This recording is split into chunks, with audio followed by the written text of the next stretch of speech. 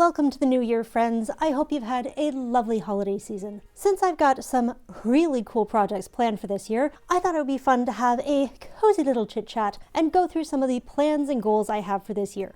So what does 2026 hold in store for the channel? Let me explain. No, there's too much. Let me sum up. I am hoping to make this the biggest year so far, and I have the most amount of videos planned out of all my years on YouTube so far. I also have some complicated projects planned, so sewing videos are going to be interspersed with some helpful video essay style projects and possibly some fun, low-key, sillier videos. That way I can film multiple videos in a short amount of time, have them edited and ready to go, schedule them to go up, so I'm still giving you content while working on larger sewing projects. What sewing projects, you may ask? Well, let me tell you. Actually, let me show you. I happen to have pretty much all the fabrics for all my videos for the whole year already in my stash. There are a few pieces that I still need, a lining here, a few extra velvet pieces there, but for the most part, I am making it a goal to sew through some of the pieces in my stash that have been there for quite a while. So let's look at some pretty fabrics. First up is going to be this cream satin, which is all that is left from the lining from making my Jedi costume. I am planning to make a vintage bed jacket. Think Ginger Rogers style, and this is going to be perfect. The weight and weave of this fabric is right in the middle of sleek and stylish, but also cozy. I also have some fantastic vintage laces that are going to trim the hem and collar edges. I have been waiting on the right project to use these, and I feel like the time is now, and they are going to look so cute together. And since everyone seems to love crazy quilts, meet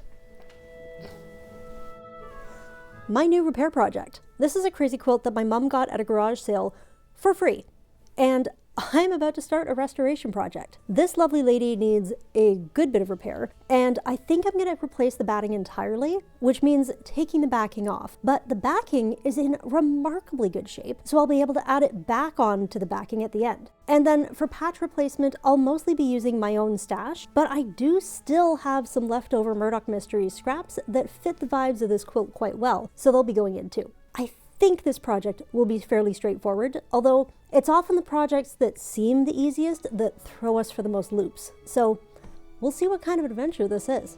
Okay, so this next project is the only one that I don't already have any of the fabrics for, but I do have the wig. I love this wig. I love twirling my own hair, so having anime pigtails that I can twirl is just a hoot. This obviously needs a little bit of styling. It just arrived. So for those who don't recognize the character by the hair, meet Frieren. My brother got my entire family hooked on the show this fall, and as a book-loving, magpie-brained foodie who is perpetually surrounded by people taller than me, Frieren had me at... So yeah. I think I decided that I needed this cosplay by the end of the first episode, definitely by the end of the second. For an anime cosplay, this is going to be fairly easy to put together and should be a pretty fast build. I am excited.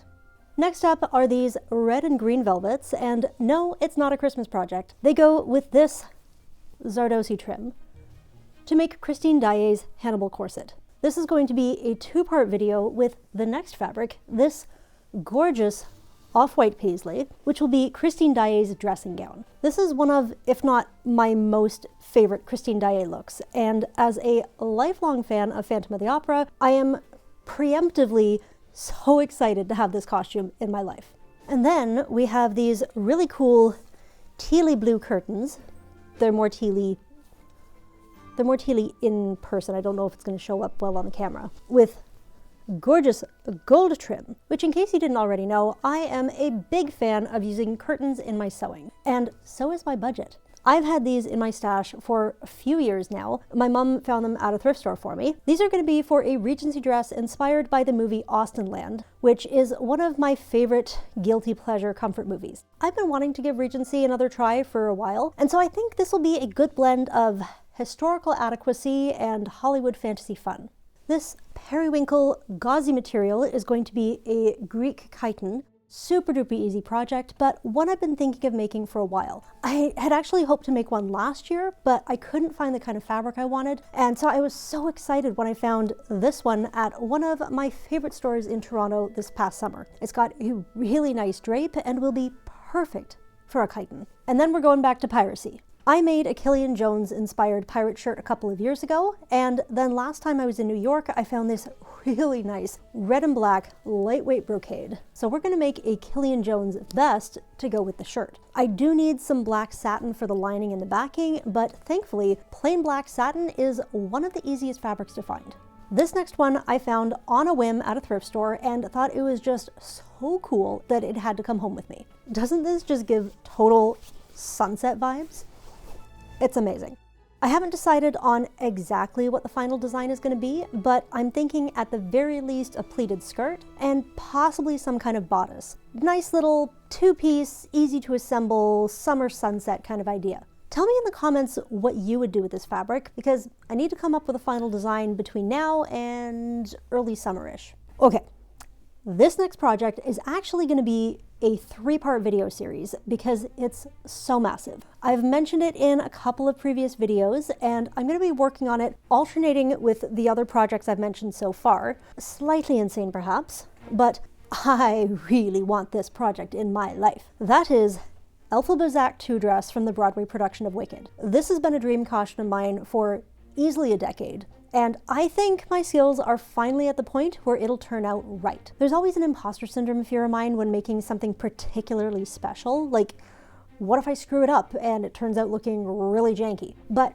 I think it's going to be awesome. I think it's going to be even better than my brain can currently picture. So far, the plan of attack is that video 1 will be an intro talking about the costume design, research process, plan of attack for construction, and a detailed fabric haul, because there are a ton of different fabrics going into this dress. Second video will just focus on the skirt because that is a project in and of itself. And then the third video will be the bodice and the final touches. But for now, let's take a look at what I've gathered so far. And yes, I do still need a few more fabrics before I get started.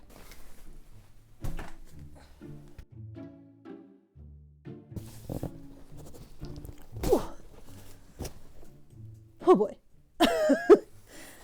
Yes, this is indeed 2, count 'em, 2 printer boxes full to the bursting with fabric for one project.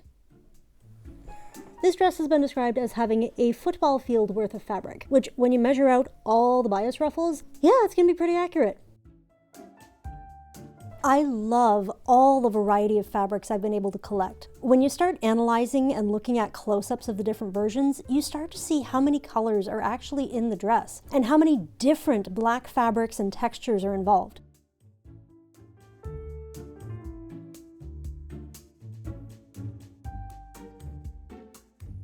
I will likely post some real-time progress sneak peeks over on my Instagram stories, so find me over there if you want to check that out. Since I am nothing if not ambitious, I have yet another cosplay planned, and if I need to dial things back, this will be the one project that goes once again to the back burner, and that is Serana from Skyrim. I think I finally have everything I need for this, but there's a lot of little elements that need to be made. But we've got red tunic fabric, some faux suede curtains for the corset, cloak, and hip capey thing, and I've got some craft foam and leather ready for the little details. And for the last sewing video of 2026, I'm planning to make some simple cloaks. Laid back, easy projects, just some nice cloaks that everyone loves. If my time sewing on YouTube has taught me anything, it's that everyone loves cloaks. So I'm thinking 2 or 3 styles, including repurposing this faux fur blanket into a fur-lined cloak. Now, is this the be-all, end-all, nothing will change list of projects? No. If something comes up and I need to change plans, I have a few backup options, and I am no stranger to needing to push back or postpone a video. Rather, consider this my ideal, life is good, sewing is easy, everyone is healthy, and burnout is not a thing list. which is why, as I mentioned, I'm planning some low-key videos as well. I figure if I can film 2 or 3 essay-style videos on one day, even if I need to delay or even scrap a sewing video, there's not going to be a crazy long gap between videos. So what kind of low-key videos do I have in mind? Well, the very next one is going to be what you need to start sewing, a deep dive into my own sewing kit and essential supplies. I'm also planning a couple of videos on Ren fairs, tips for your first time, and how to thrift outfits for Ren fair costumes. I'm going to share some of my favorite sewing patterns. I mentioned the alphabet costume analysis video, which is basically going to be a talking head kind of thing. And I'm planning one on self-care as a neurodivergent content creator, because let me tell you, burnout is real and not a fun thing. So let's take care of ourselves together this year. I'm also working on the script for one which is going to be really fun, if I do say so myself. In researching for Victorian sewing projects, you come across a lot of Victorian wit. So we're going to have a fun look at some Victorian sass and snark. And for some audience participation, you tell me, if I were to do more essay/chit-chat style videos, what topics would you like to see? Is there a sewing technique you'd like to learn more about? Research topics you want more info on? General costuming advice? Ramblings about tea and handkerchiefs? Super casual sew with me live streams? I am always looking for new ideas, and if there's an area of expertise I can add value to, I'm down to film. So I hope you enjoyed this little sneak peek into the year to come. In case you can't tell, I am very excited about the projects I have planned. So with that said, I'm going to get back to sewing, and I will see you all soon for more geekery meets history sewing adventures. Here. Whew, I just ran up and down the stairs. Whew, okay. Since I've got some, this obviously needs a little bit of styling. This obviously needs, and as a book-loving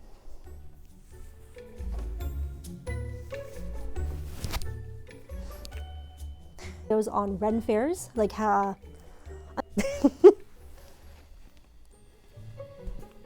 don't pat my head. There we go, that's the thumbnail. That's the thumbnail right there.